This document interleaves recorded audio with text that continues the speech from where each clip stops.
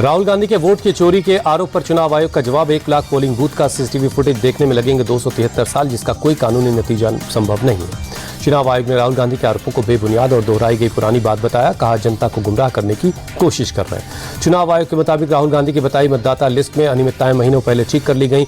राहुल मतदाता लिस्ट पर आपत्ति दर्ज कराने की प्रक्रिया का पालन करें। चुनाव आयोग ने कहा, अगर राहुल गांधी आरोपों को सही मानते हैं तो कानून का समर्थन करते हुए हलफनामे पर साइन करें या फिर देश से माफी मांगे। राहुल गांधी के आरोपों की जांच की मांग को लेकर कर्नाटक चुनाव आयोग से मिले डिप्टी सीएम डीके शिवकुमार। कहा, हम देश के वोटर्स के अधिकार के लिए लड़ रहे हैं। डीके शिवकुमार बोले, चुनाव आयोग को निष्पक्ष होना पड़ेगा। कांग्रेस हर तरीके से मदद के लिए तैयार है। डीके शिवकुमार ने कर्नाटक चुनाव आयोग को कोई डॉक्यूमेंट नहीं दिया। चुनाव आयोग ने कहा, आरोपों से जुड़े दस्तावेज और शपथ पत्र जमा करें। एमपी के सीएम मोहन यादव ने कहा, राहुल गांधी मानसिक रूप से दिवालिया हैं, उन्हें अपने आरोपों के लिए माफी मांगनी चाहिए। सपा सांसद राजीव राय बोले, चुनाव आयोग हर सही शिकायत पर एफिडेविट मांगता है। सपा ने तो 18,000 एफिडेविट दिए, तब बोलती क्यों बंद हो गई थी। केंद्रीय मंत्री भूपेंद्र यादव बोले, राहुल तैयारी करके झूठ बोलते हैं। संवैधानिक संस्थाओं को धमकाना गलत है, उन्हें ऐसी भाषा शोभा नहीं देती। अमित शाह ने राहुल गांधी पर साधा निशाना। कहा, वो हार के डर की भूमिका बना रहे हैं। घुसपैठियों का नाम हर हाल में वोटर लिस्ट से हटना चाहिए। अमित शाह का राहुल गांधी को संदेश, वोट बैंक की पॉलिटिक्स बंद करें। एसआईआर की प्रक्रिया आपके नाना जवाहरलाल नेहरू ने शुरू की है। अमित शाह ने आरजेडी चीफ लालू यादव पर लगाया आरोप। कहा, वो बांग्लादेशियों को बचाना चाहते हैं, इसीलिए एसआईआर का विरोध कर रहे हैं। चुनाव आयोग ने तेजस्वी यादव के दिखाए एपिक नंबर को बताया फर्जी। 16 अगस्त को शाम 5 बजे तक कार्ड जमा करने को कहा। बिहार में एसआईआर को लेकर बीजेपी नेता दिलीप घोष बोले, आयोग ने जो किया वो बिहार तक ही सीमित नहीं है। देश में करोड़ों बांग्लादेशी हैं, उनको हटाना होगा।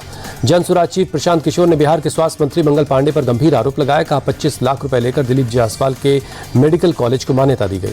प्रशांत किशोर ने मंगल पांडे पर एम्बुलेंस खरीद में भ्रष्टाचार का आरोप लगाया। पूछा, मार्केट रेट से ज्यादा पैसे देकर एम्बुलेंस क्यों खरीदी गई।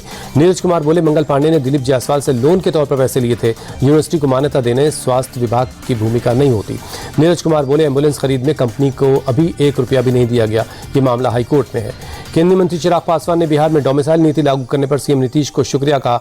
बोले, कुछ दिन पहले मैंने इस मुद्दे पर बात की थी। जम्मू कश्मीर के कुलगाम में 2 जवान शहीद। बीते 9 दिनों से आतंकियों के साथ चल रही मुठभेड़। आतंकियों से मुठभेड़ में 4 जवान जख्मी। सुरक्षा बलों ने अब तक 3 आतंकियों को मार गिराया। 1 का शव बरामद हुआ।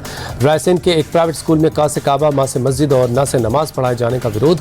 एबीवीपी के कार्यकर्ताओं ने किया प्रदर्शन। स्कूल की मान्यता रद्द करने की मांग। दिल्ली के पहाड़गंज में रेहड़ी वालों के 2 ग्रुप में हिंसक झड़प में 7 लोगों का जख्मी, जिनका चल रहा इलाज। दोनों पक्षों के लोगों पर पुलिस कर रही कार्रवाई। उत्तरकाशी में धराली के बादल फटने के बाद का एक नया वीडियो सामने आया। मलबे में धराशायी होती इमारतें और भागते हुए लोगों का दिल दहला देने वाला दिखाई दे रहा है। उत्तरकाशी में आई तबाही के बाद हर्षिल में बनी एक झील 5 अगस्त को बादल फटने से आई अचानक बाढ़ के बाद झील बन गई है।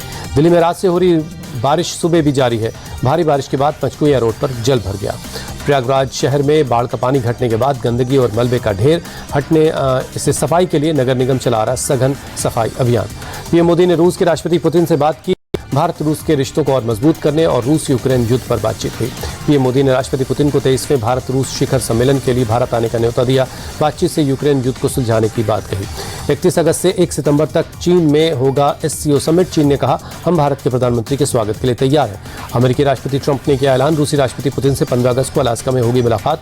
यूक्रेन में युद्ध को रोकने के उपायों पर होगी चर्चा। उत्तर पश्चिमी चीन के गांसू प्रांत में भारी बारिश के बाद अचानक आई बाढ़ बनी मुसीबत। कम से कम 17 लोगों की मौत, करीब 33 लोग लापता हैं। अमित शाह ने देशवासियों को रक्षाबंधन की बधाई दी। लिखा, ये पर्व सभी की जिंदगी में हर्षोल्लास का माध्यम बने। रक्षाबंधन के मौके पर सीएम योगी का पोस्ट। लिखा, रक्षा सूत्र की नन्ही डोर सिर्फ कलाई नहीं बांधती, हर युग में मर्यादा और आत्मीयता की अमर गाथा बुनती है।